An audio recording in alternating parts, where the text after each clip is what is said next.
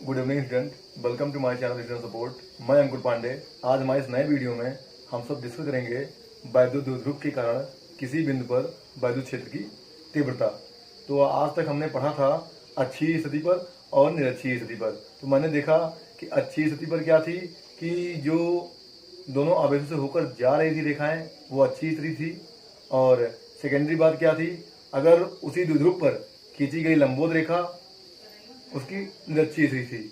आज हमको क्या जानना है, अगर अच्छी और निरक्षीय स्थिति पर ना होकर के किसी अन्य बिंदु पर हो तो क्या करेंगे। तो आइए सबसे पहले हम एक फिगर बनाते हैं और फिगर के माध्यम से हम समझते हैं। तो कहने का मतलब सबसे पहले एक वैद्युत द्विध्रुव ए बी,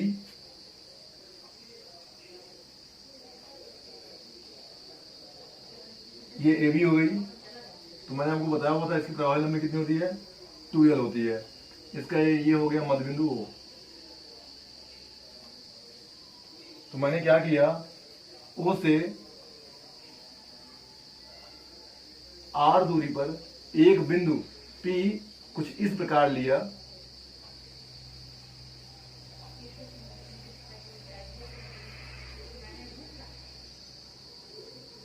कि दो ध्रुव से थीटा कोण बनाती है। ध्यान दीजिए, O से R दूरी पर एक बिंदु P लिया जो द्विध्रुव AB से थीटा कोण बनाती है। अगर ये मध्य बिंदु O है तो B पर प्लस क्यू आवेश होगा और A पर माइनस क्यू आवेश होगा। और एक बात और भी है, यहाँ पे वैद्युत द्विध्रुव की जो डायरेक्शन होगी वो माइनस से पॉजिटिव की ओर होगी। तो ये डायरेक्शन हो जाएगी वेक्टर P, इधर हो गई।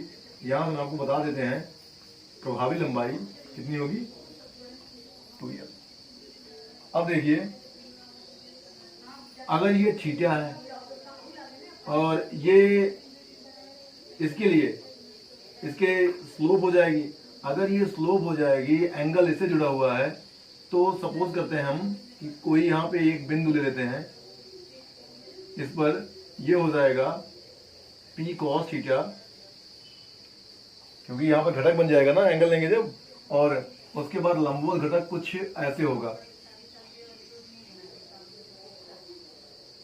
मैंने ऐसा दिखा दे रहा हूं एक रेखा खींच करके, जिस कोई मतलब नहीं यहाँ पे।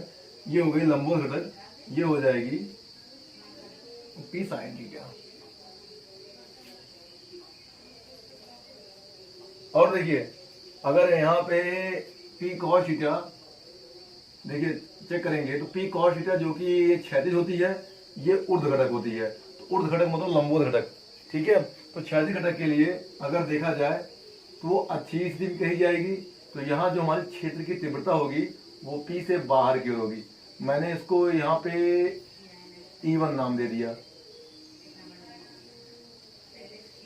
E1 नाम दे दिया। और सेकेंडरी जो ऊर्ध्व घटक है P sin थीटा, अगर इसकी बदौलत हम चेक करेंगे कि ये लंबवत घटक है, तो यहाँ पे E1 के लिए वैद्युत क्षेत्र भी जो है ये हो गई E2 हो गई। एक्चुअली देखिए, हम यहाँ पे प्लस क्यू और माइनस क्यू पर गौर करना बंद कर देंगे, क्योंकि हम यहाँ पे एंगल के हिसाब से यहाँ पे मुझे वैद्युत द्विध्रुव की दिशा तो पता है, ठीक है। तो हम क्या करेंगे, जैसे यहाँ पे थीटा कोण बनाती हुई चेक करेंगे, तो यहाँ पे मुझे क्षैतिज घटक और ऊर्ध्व घटक में इसको वियोजित कर देंगे। और जैसे ही हम इसको क्षैतिज घटक में वियोजित करेंगे, वहां पे द्विध्रुव ये हो जाएगा P cos थीटा और ऊर्ध्व के लिए बन जाएगा P sin थीटा। तो कहने का मतलब क्या होगा, एक मेरा बन गया P cos थीटा, एक मेरा बन गया P sin थीटा। तो देखिए, कहने का मतलब क्या है, यहाँ पे OP के लिए अगर चेक करेंगे, जो मेरा क्षैतिज घटक होगा P cos थीटा, और देखिए ये क्षैतिज है, तो क्षैतिज अवस्था में कहने का मतलब जो P cos थीटा है ये अच्छी स्थिति में होगा। जब ये अच्छी स्थिति में होगा तो यहाँ अच्छी स्थिति में वैद्युत क्षेत्र की तीव्रता निकालेंगे। और कहने का मतलब जो E1 होगा ये मेरा अच्छी स्थिति में होगा, और जो मेरा E2 होगा वो P sin थीटा की वजह से होगा। और यहाँ पे P sin थीटा लंबवत घटक है, और लंबवत होने की वजह से ये निरक्षीय स्थिति होगी। और ये ऐसा क्यों, ध्यान दीजिए, कहने का मतलब क्या है कि ये लंबवत घटक है। तो देखिए, आइए सबसे पहले हम लिखते हैं P cos थीटा अच्छी स्थिति पर है।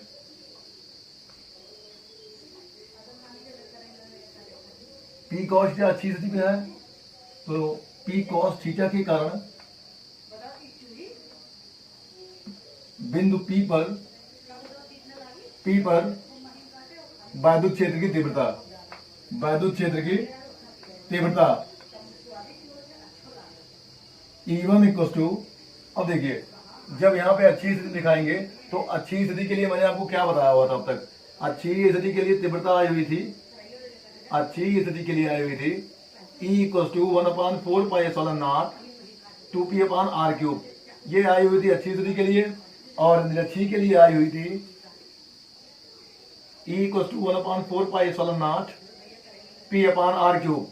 अब देखिए जब हम यहाँ पे P cos अच्छी स्थिति में होगी, क्योंकि ये क्षैतिज घटक है, तो यहाँ पे E1 क्या हो जाएगा 1/4πε0, ध्यान दीजिए 2p, और P के स्थान पे P cos थीटा, तो ये हो जाएगा 2p cos थीटा r³। और इसकी डायरेक्शन क्या हो जाएगी, OP के अनुदिश या OP की दिशा में, ये OP दिशा इसकी एक डायरेक्शन हो गई। अब यहाँ पे देखिए P sin थीटा निरक्षीय स्थिति में होगी,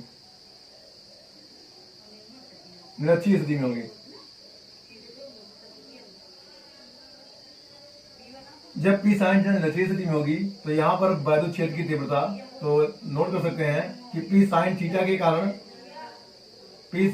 के कारण बिंदु P पर वैद्युत क्षेत्र की तीव्रता, तो यहाँ पे E2 देखिए, ये लंबवत घटक है, तो मैंने आपको बताया था ये निरक्षीय होगी, और जब ये निरक्षीय होगी तो E2 इक्वल टू 1/4πε0। अब देखिए निरक्षीय होती है p/r³, यहाँ p/r³ जो P के स्थान पे क्या है, उसकी लंबवत घटक, तो P sin थीटा r³, ये क्या है, OP के लंबवत है। यहां से हमको दो बातें तो आ गई, लेकिन एक बात ध्यान दीजिए, हम ये भी देख लेते हैं कि मान लेते हैं जो इसकी परिणामी तीव्रता होगी, इसके बीच में आपको देखो बताया हुआ था बहुत पहले ही, P की जो परिणामी तीव्रता होगी वो E होगी, जो E1 से अल्फा कोण बनाएगी, क्योंकि ये क्षैतिज घटक है, अल्फा कोण बनाएगी।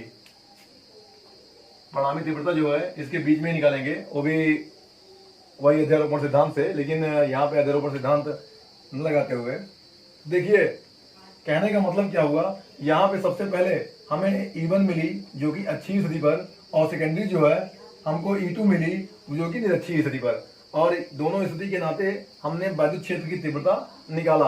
अब यहाँ पे आते हैं बिंदु P पर हम परिणामी तीव्रता निकालते हैं, और बिंदु P पर परिणामी तीव्रता क्या होगा, जबकि यहाँ पे E1 और E2 एक दूसरे के लंबवत है, और जब E1 और E2 एक दूसरे के लंबवत है तो कहने का मतलब क्या होगा कि यहाँ जो परिणामी तीव्रता होगी वो हो जाएगी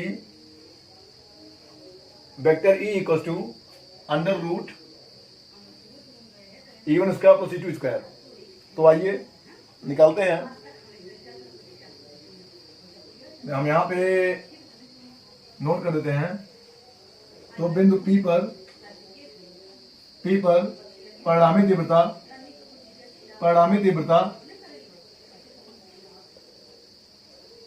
वेक्टर E बराबर √E1² E2²। तो ला करके E1 और E2 की वैल्यू हम यहाँ पे पुट कर देते हैं, और E1 और E2 की वैल्यू पुट करेंगे तो क्या बनेगा, आइए हम देखते हैं।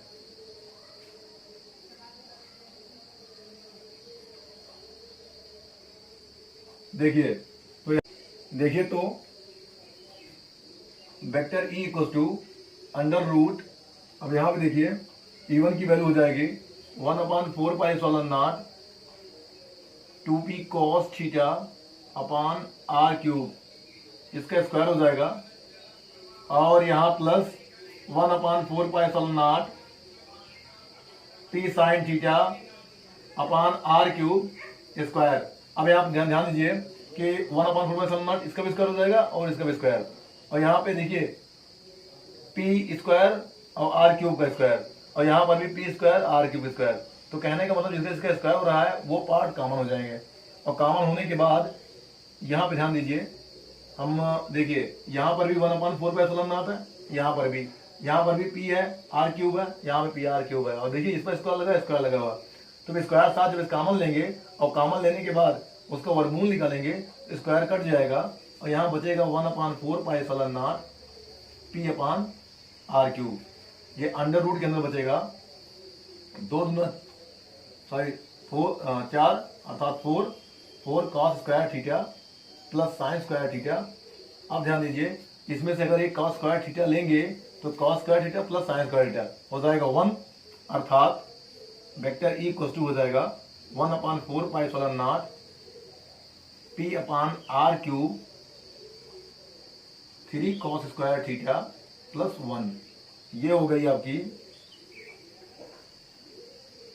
व्यंजक।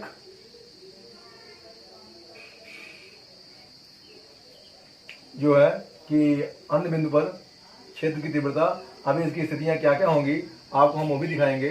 अब एक बार ध्यान दीजिए कि ओपी पर वायु क्षेत्र की तीव्रता ई अल्फा कोण बनाती है। तो अल्फा कोण बनाने पर यहाँ पे हम ढाल निकाल लेंगे, कहने का मतलब है तो ढाल क्या आएगी आगे दिखाते हैं, वही प्रवणता।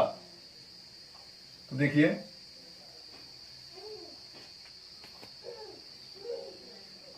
ओपी पर जो है जहां पे मुझे परिणामी तीव्रता निकालनी है वो अल्फा कोण बना रही है। ध्यान दीजिए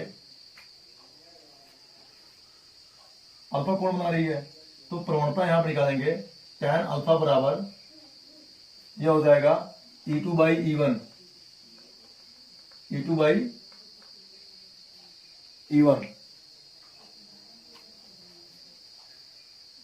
और E2 बाई E1 तो ला करके हम वैल्यू पुट कर देंगे। तो यहां हो जाएगा E2 की वैल्यू हो जाएगी 1/4 P sine theta upon R cube. ये हो जाएगा 1/4 2p cos theta upon R cube. तो यहां देखिए क्या होगा,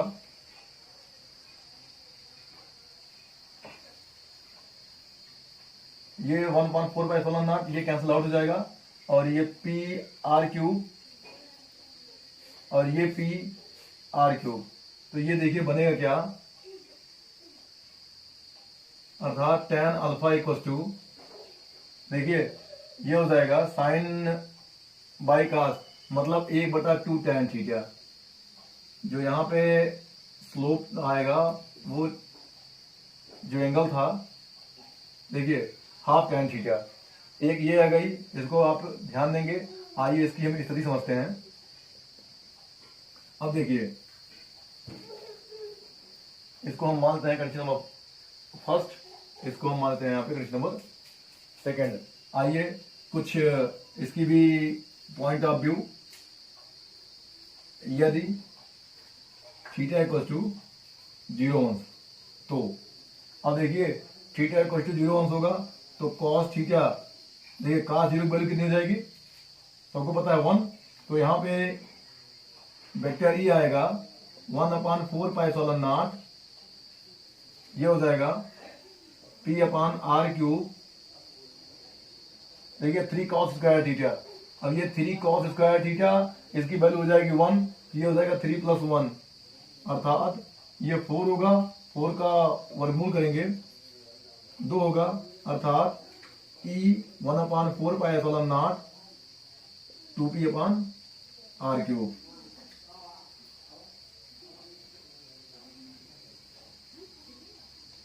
जो कि फिगर के हिसाब से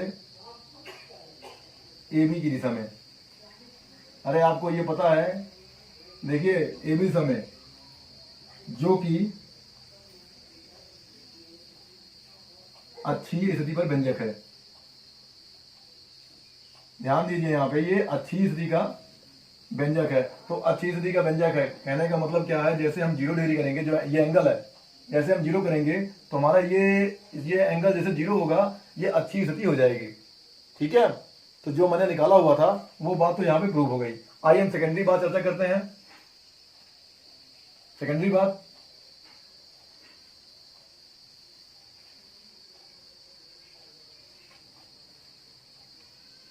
सेकेंड पॉइंट, यदि थीटा इक्वल टू 90 डिग्री। अब देखिए अगर थीटा 90 होगी तो cos 90 की वैल्यू क्या हो जाएगी, जीरो हो जाएगी। और जो cos 90 की वैल्यू जीरो होगी तो यहाँ पे क्या बचेगा कि E equal to 1/4πε0 P upon R cube. और देखिए यहाँ पे जहाँ 3 है तो जीरो हो जाएगा, तो ये √1 अर्थात 1। अब देखिए ये 90 अंश होगा तो 90 अंश इस पर होगा, ये एंगल थीटा जब ये 90 होगा तो निरक्षीय स्थिति पे, जो कि निरक्षीय रेखा पर व्यंजक है। और देखिए निरक्षीय रेखा पर व्यंजक है और यहाँ पे जब थीटा 90 डिग्री होगी तो ये हो जाएगी अनंत। कहने का मतलब है ये हो जाएगी अनंत। इधर देखिए, यहाँ भी देखिए थीटा होगा ये हो जाएगा अर्थात tan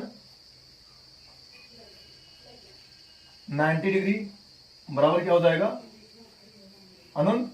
तो tan अल्फा बराबर हो जाएगा अनंत, अर्थात अल्फा इक्वल टू होगा 90 डिग्री। अल्फा बराबर क्या होगा 90 डिग्री। तो स्टूडेंट इस वीडियो में बस इतना ही।